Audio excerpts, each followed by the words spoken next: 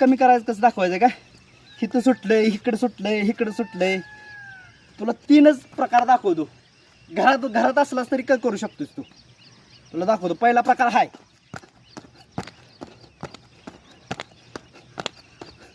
दुसरा प्रकार ही,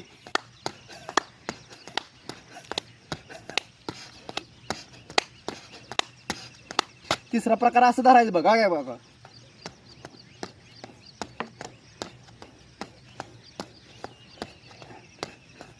ही जर 50-50चं जर रोज 3 सेट मारलं तर 100% तुझं पोट कमी होणार.